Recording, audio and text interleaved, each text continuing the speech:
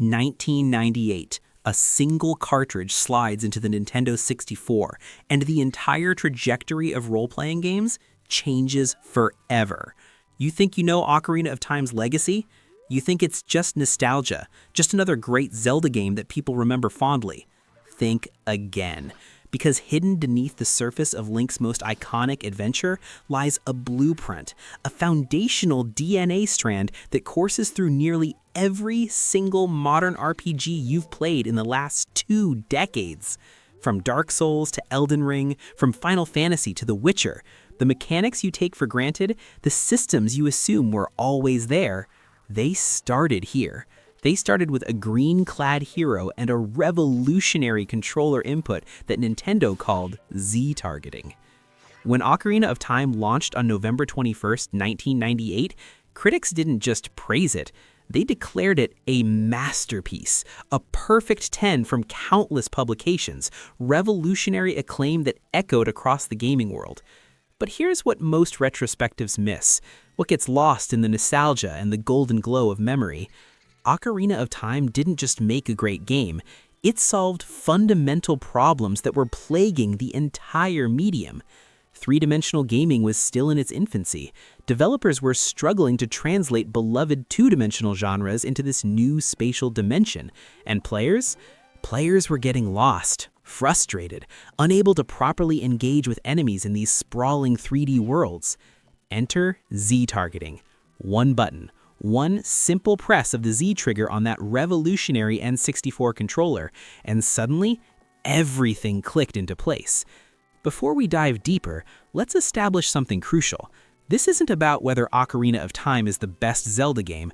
That's a debate for another day. This is about recognition.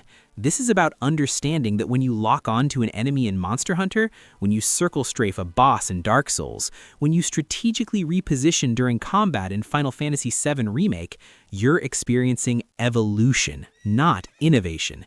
You're playing with mechanics that trace their lineage directly back to that N64 cartridge. So what made Z-targeting so revolutionary? What problem did it actually solve? Picture this. Early 3D games, mid-90s era, players are navigating primitive polygonal environments, and combat? Combat is chaos. Manual camera control with clunky early analog sticks, enemies moving in 3 dimensions while players struggle to keep them on screen, depth perception issues making it nearly impossible to judge distance for sword strikes.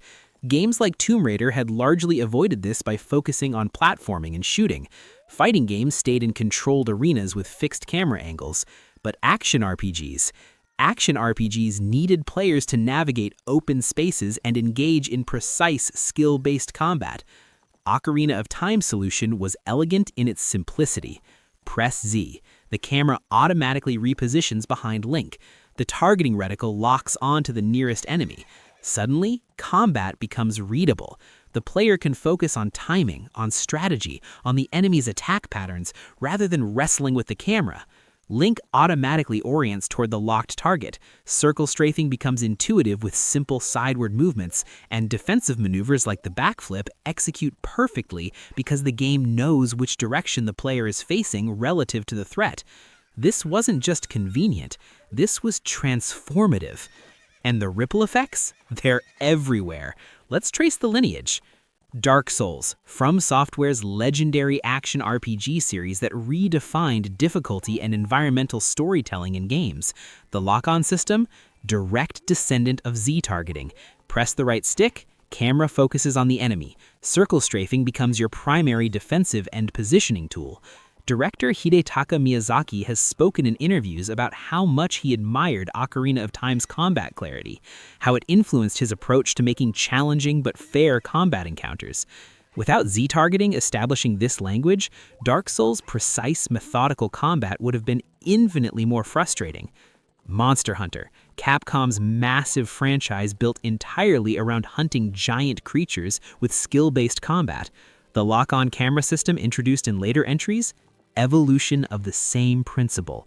Players can maintain visual tracking of massive, mobile enemies while executing complex attack combos and evasive maneuvers.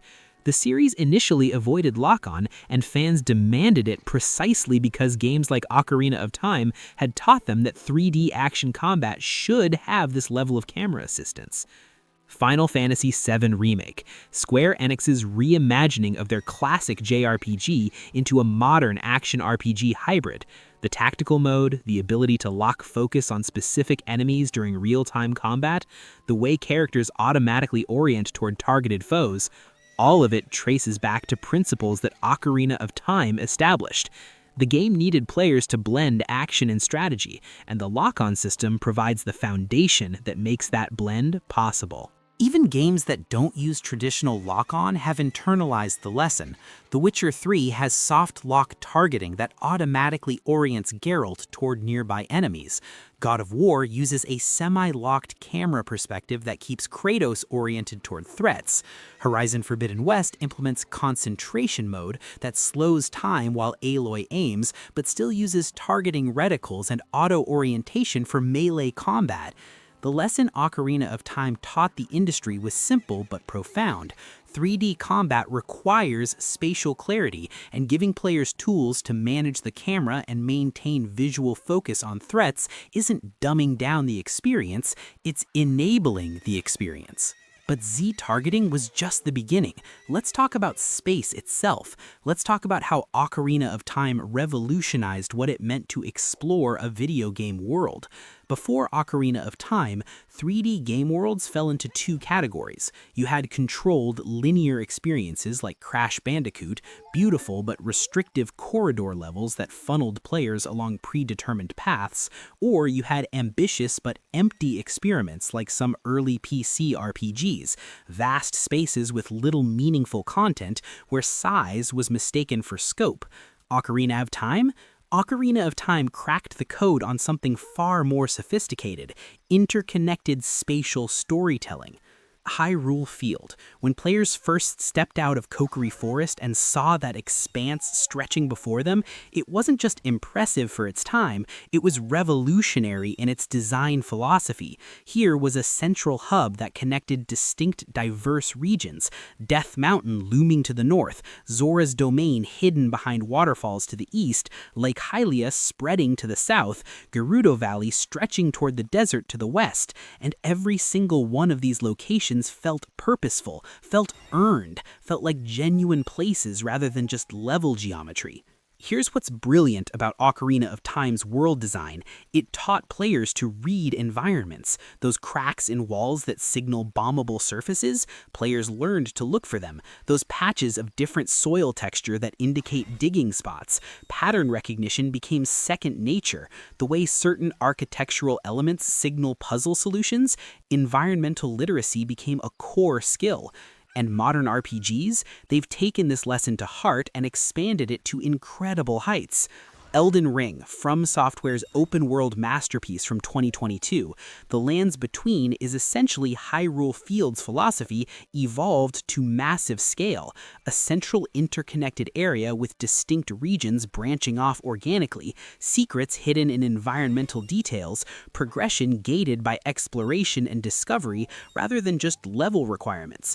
Director Miyazaki has explicitly cited the original Legend of Zelda and Ocarina of Time as primary influences on Elden Ring's approach to open-world design.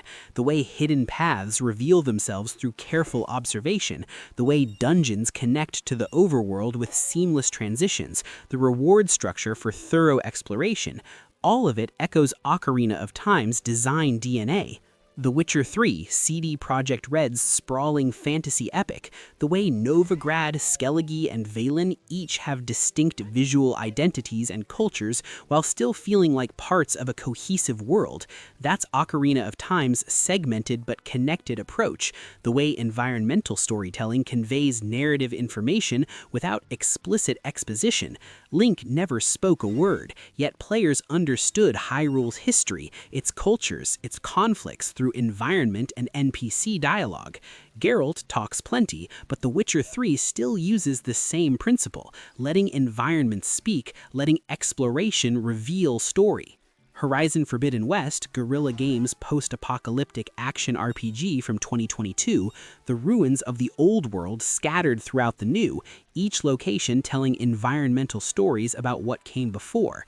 That's evolved environmental narrative, but the foundation was laid by games like Ocarina of Time that proved players would engage with this kind of storytelling if it was implemented with care and clarity.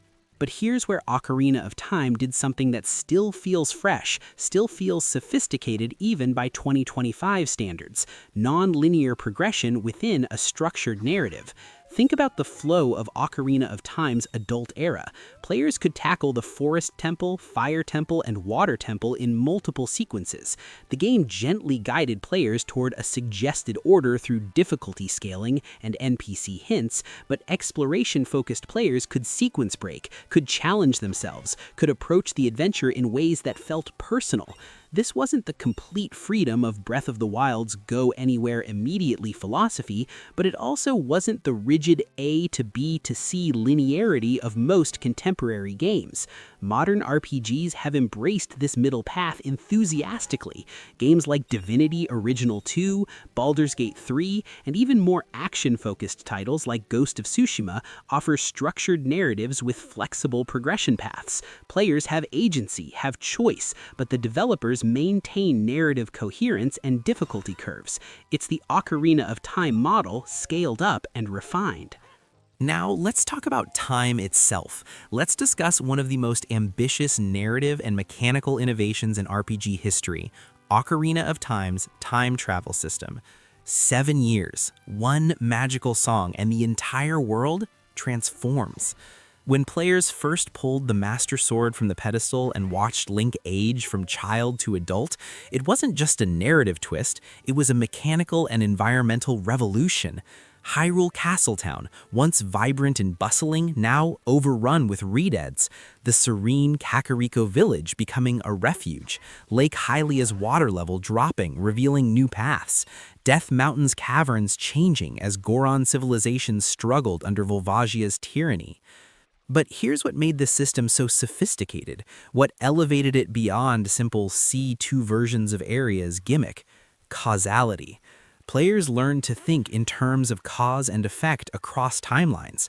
Plant magic beans as a child, return as an adult to ride the fully grown beanstalks. Change something in the past era, see the consequences in the future. This wasn't just narrative flavor, this was mechanical depth that made players think about their actions in temporal terms. And puzzle design? Ocarina of Time used time travel for some of the most clever dungeon puzzles in the series. The Forest Temple's twisted corridors that required players to manipulate the environment across time states. The Spirit Temple's split structure, where players solved sections as both child and adult, with actions in one era enabling progress in the other. This was sophisticated. This required planning and spatial reasoning across multiple temporal states. The influence on modern gaming? Absolutely undeniable. Dishonored 2, Arcane Studios' immersive sim from 2016, the A Crack in the Slab mission, where players navigate between past and present versions of a mansion, solving puzzles that require manipulating both time states. That's Ocarina of Time's time travel puzzle philosophy, refined and expanded.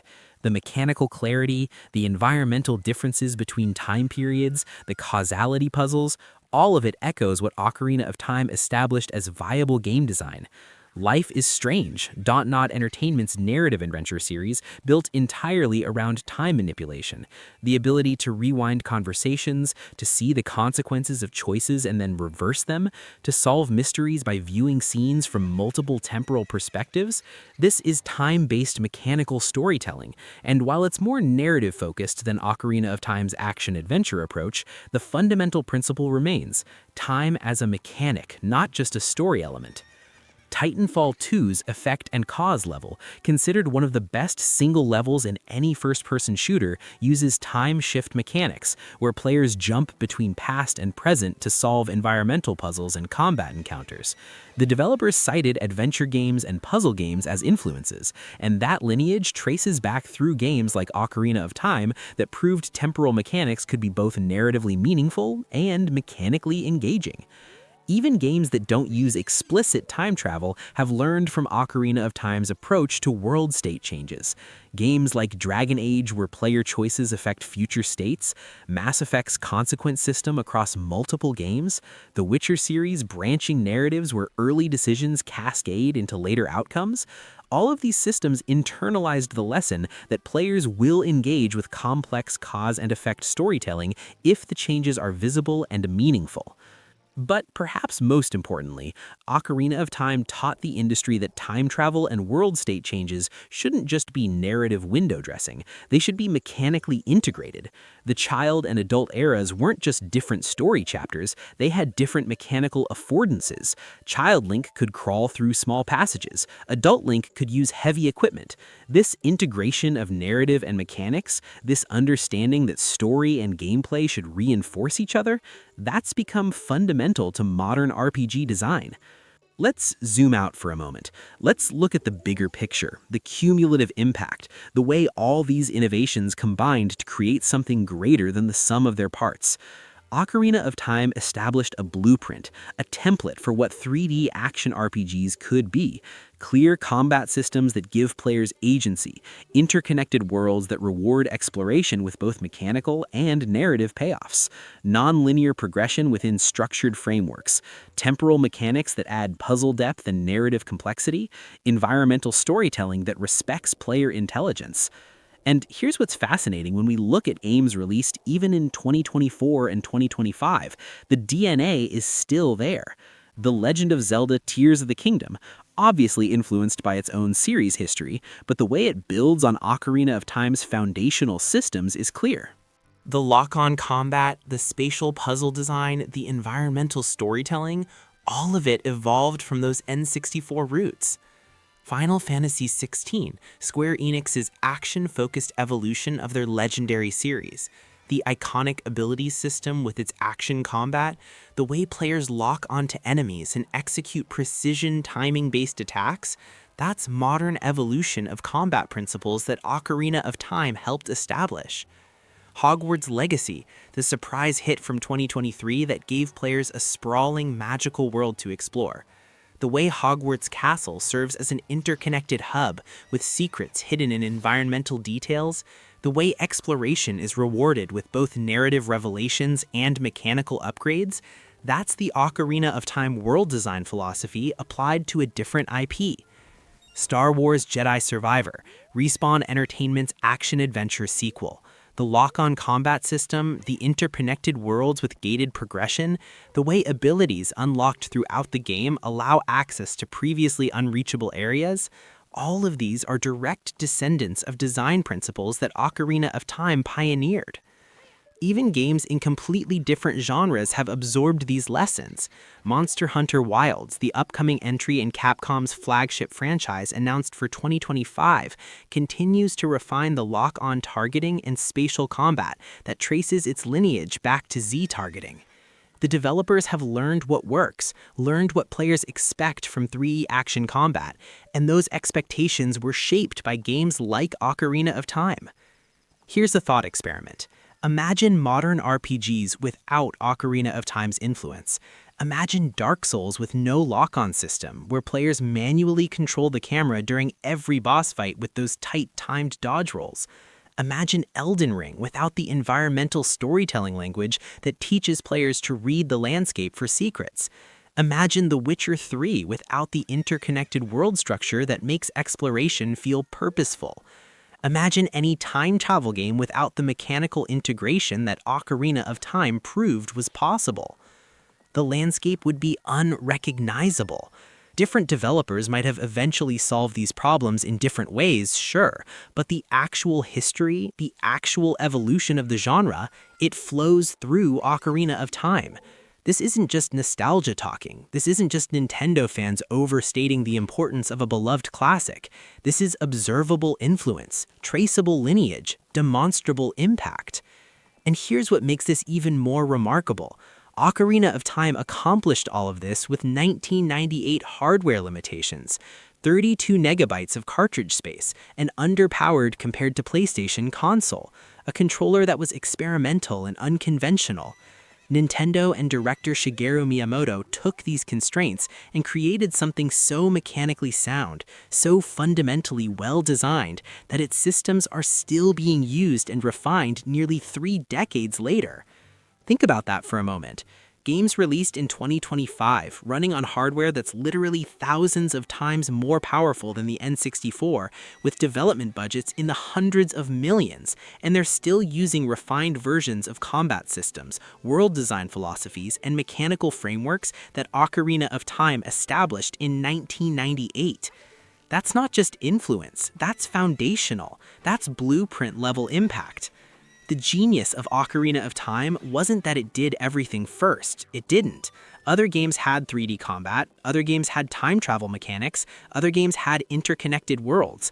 But Ocarina of Time refined these elements, integrated them seamlessly, and presented them with such clarity and polish that it established the standard.